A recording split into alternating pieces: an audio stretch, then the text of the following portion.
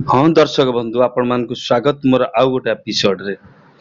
आज आपण मान बहुत गोटे बढ़िया व्यू देखिए बहुत सुंदर ब्यूटी आपण मान देखिए। वर्तमान आम गाड़ी आग को गड़ी चलती आपण मान देखि पारे। वर्तमान रोड जाम अच्छी रोड जाम थिबारु गाड़ी वर्तमान आमर रही आग को रोड क्लियर हेले आग को गाड़ी जीव। वर्तमान आपण देखि पारे केते शॉर्टकट रोड कह गले रोड नहीं वर्तमान रोड काम चली वर्तमान देखि पारे ता दुई पार्श्व पहाड़ ता मझी रास्ता वर्तमान आम जाऊँ ता साइड रे आपण देखि पारे केते केते मान खाई आटा हूँ गोटे नदी बही जाइए आपण मैंने देखि पारे से नदीर जलराशि नील जलराशि आपण मैंने देखुवे आग को देखु केड़े केड़े पहाड़ मान आम गाड़ी वर्तमान आग को गति कर चलती बहुत विपदपूर्ण रास्तार आप देखि पारे आग को देखु स्नो आइस सब देखा जामती आपण मैंने देखि पारे केबे केबे ये पहाड़ रंग आपण देखुं केतबेले गोल्डन कलर केतबेले धूसर कलर केतबेले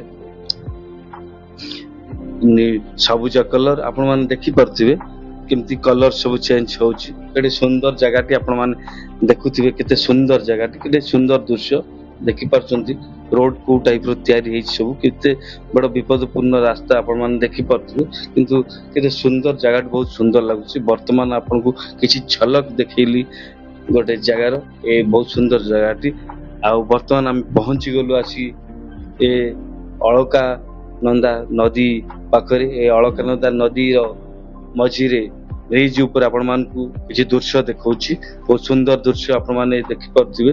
अलकानंदा नदी रो जलराशि देखि पारथिबे केते नील जलराशि केते सुंदर जगहटी आपण माने देखि पारथिबे। गोटे छोटिया शहर पहाड़र पाददेश रे एक सुंदर शहरटी आपण माने देखि पारथिबे। कथार अछि पहाड़ को जीवार किछि अलगा मजा आउ पहाड़ी अलगा किछि कहानी आपण मन देखि पारथि केते सुंदर शहरटी केते सुंदर जगहटी चतुर्पार्श्व पहाड़ घेराबंदी हेछि ता मझिरे छोटिया शहरटी आपण मन देखि पारछंती।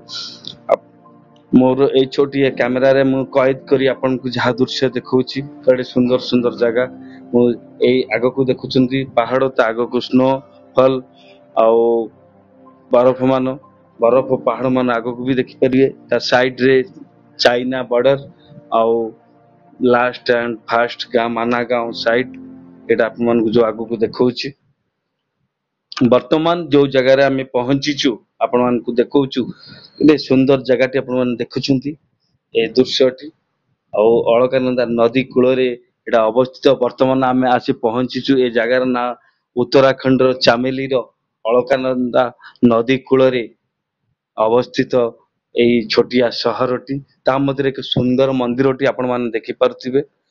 बहुत शांत वातावरण एटी आकु कहा जाय वैकुंठपुर कहा जाय। वर्तमान आम पहाचर ऊपर ऊपर को चढ़ुचु एटी बहुत साधु संत मान को देखबा को मिलुची आपण माने देखि पारुथिबे।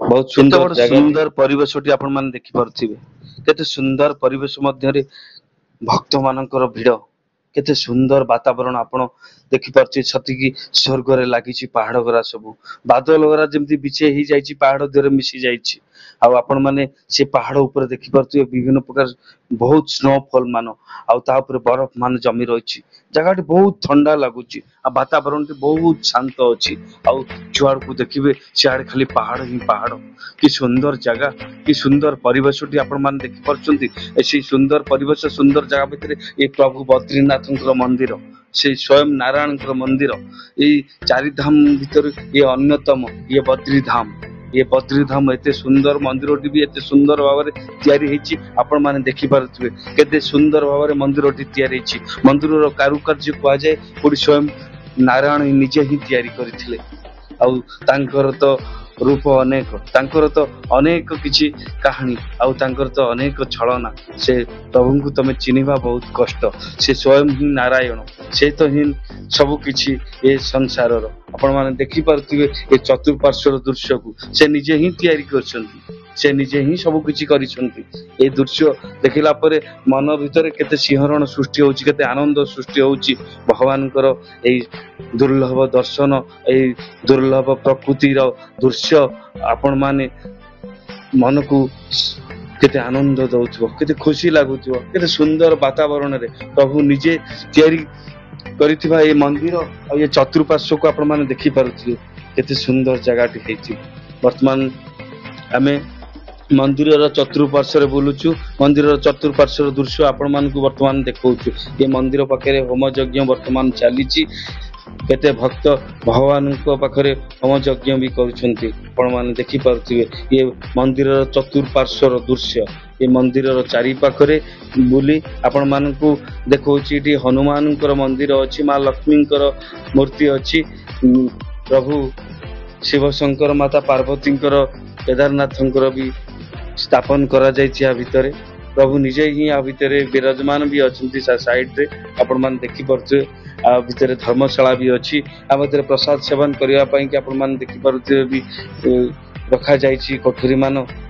କେତେ ସୁନ୍ଦର ପରିବେଶଟି, କେତେ ସୁନ୍ଦର ଅଗଣାଟି ଭଗବାନଙ୍କର ଏଇ ମନ୍ଦିର ଚତୁଃପାର୍ଶ୍ୱ ଭିତରେ ଆପଣମାନେ ଦେଖିପାରୁଥିବେ। ଅନେକ ଭକ୍ତ କେତେ ଆନନ୍ଦ ଆଉ ଖୁସିରେ ବିଭୋର ହେଇଯାଉଛନ୍ତି। ଆ ଭିତରେ ଭଗବାନଙ୍କର ବି ଦର୍ଶନ କରୁଛନ୍ତି। ପ୍ରଭୁଙ୍କ ଦର୍ଶନ ଅତି ଆନନ୍ଦଦାୟକ, ଅତି ଅପୂର୍ବ। ଦେଖନ୍ତୁ ମନ୍ଦିରର କାରୁକାର୍ଯ୍ୟ ଆଉ ତାର ସୌନ୍ଦର୍ଯ୍ୟରେ ଆପଣ ମୋହିତ ହୋଇଯିବେ, ଆପଣ ମନ ଭରିଯିବ, ଆପଣ ଆନନ୍ଦରେ ବିଭୋର ହେଇଯିବେ। ପ୍ରଭୁଙ୍କର ଦର୍ଶନ ପାଇଁ କେତେ ଦୂର କେତେ ଭକ୍ତ କୁଆଡୁ ଆସୁଛନ୍ତି। ଆଉ ଏ ଜାଗାକୁ ବି ସେମାନେ ଆସି ଏତେ ଆନନ୍ଦ ପାଉଛନ୍ତି, ଏତେ ଖୁସି ପାଉଛନ୍ତି। ଏ ପ୍ରଭୁଙ୍କର ଏଇ ଜାଗାଟି ସେଇଭଳିଆ ହେଇଛି। ପ୍ରଭୁ ନିଜେ ହିଁ ୟାକୁ ତିଆରି କରିଛନ୍ତି, ଏ ଜାଗାଟିକୁ ନିଜେ ହିଁ ବାଛିଛନ୍ତି। ପ୍ରଭୁ ତପସ୍ୟାରତ ଥିଲେ ଏଇ ଜାଗାରେ, ଏଇଠି ହିଁ ପ୍ରଭୁ ତପସ୍ୟାରତ ଥିଲେ। ଏଇଠି ପ୍ରଭୁ ଶଙ୍କରକୁ ସେ ଛଳନା କରି ଏ ଜାଗାଟିକୁ ଛଡେଇ ନେଇ ଯାଇଥିଲେ। ଆପଣମାନେ ଦେଖିପାରୁଥିବେ ଗୋଟେ ସୁନ୍ଦର ଜାଗାଟି। ଏଇଠି ହିଁ ପ୍ରଭୁ ଧ୍ୟାନମଗ୍ନ କରୁଥିଲେ। ଆଉ ବର୍ତ୍ତମାନ ଆପଣମାନଙ୍କୁ ନେଇଯିବି ସେଇ ଦେବକୁଣ୍ଡକୁ। ସେଇ କୁଣ୍ଡରୁ ସର୍ବଦା ଆପଣମାନେ ଦେଖିବେ ଗରମ, ଚାରିଆଡେ ଆପଣ ଥଣ୍ଡା ପୁରା ଥରୁଥିବେ, କିନ୍ତୁ ଏ କୁଣ୍ଡରୁ ଗରମ ପାଣି ବାହାରିବ ଆଉ ଉଷ୍ମ ଜଳରାଶି ତା ଭିତରୁ ବାହାରୁଛି, ଆପଣମାନେ ଦେଖିପାରିବେ।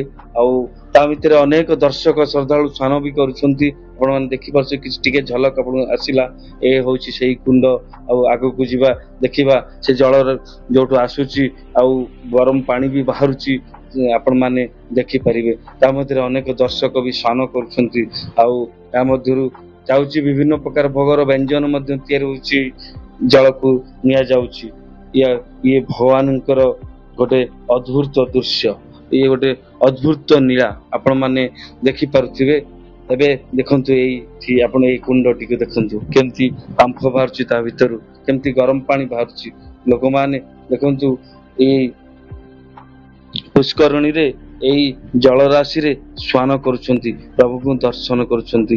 ମନ କେତେ ଆନନ୍ଦ ହେଇଯାଉଛି, ବିଭୋର ହେଇଯାଉଛି। ଆପଣମାନେ ଦେଖିପାରୁଥିବେ କେତେ ସୁନ୍ଦର ବାତାବରଣ, କେତେ ସୁନ୍ଦର ପରିବେଶଟି, କେତେ ସୁନ୍ଦର ପୋଖରୀଟି ଆପଣମାନେ ଦେଖୁଛନ୍ତି। ଇଏ ପ୍ରଭୁଙ୍କ ଏଠି ଆପଣ ମୋକ୍ଷ ପାଇଯିବେ, ଆପଣ ମନ ଶାନ୍ତି ହେଇଯିବ ଏ ଜାଗାଟିକୁ ପରିଦର୍ଶନ କଲେ। ବର୍ତ୍ତମାନ ଆମେ ଆସିଲୁ ପ୍ରଭୁଙ୍କର ସେ ଛୋଟିଆ ସହରଟିକୁ। ସେ ଛୋଟିଆ ସହର ଭିତରେ ଆପଣମାନେ ଦେଖିପାରୁଥିବେ କେତେ ସୁନ୍ଦର ସୁନ୍ଦର କାରୁକାର୍ଯ୍ୟରେ ତିଆରି ହେଇଥିବା ଭଗବାନଙ୍କର ରିଲେଟେଡ ଜିନିଷ ସବୁ, ଭଗବାନଙ୍କର ମୂର୍ତ୍ତି, ଭଗବାନଙ୍କର ଫଟୋ, ଭଗବାନଙ୍କର ଲକେଟ, ଖଡୁ, ଆପଣମାନେ ଯାହା ଖୋଜିବେ ଆ ଭିତରୁ ପାଇବେ। ଶୀତ ବସ୍ତ୍ର, ବହୁତ କିଛି ବଢିଆ ବଢିଆ ଭଲ ରେଟରେ ମଧ୍ୟ ପାଇପାରିବେ। ଆଉ ଭଗବାନଙ୍କର ପ୍ରିୟ ଭୋଗ ଏଠି ବି ଶୁଖିଲା ଭୋଗ ବି, ଡ୍ରାଏ ଫ୍ରୁଡ ଆପଣ ଦେଖିପାରିବେ।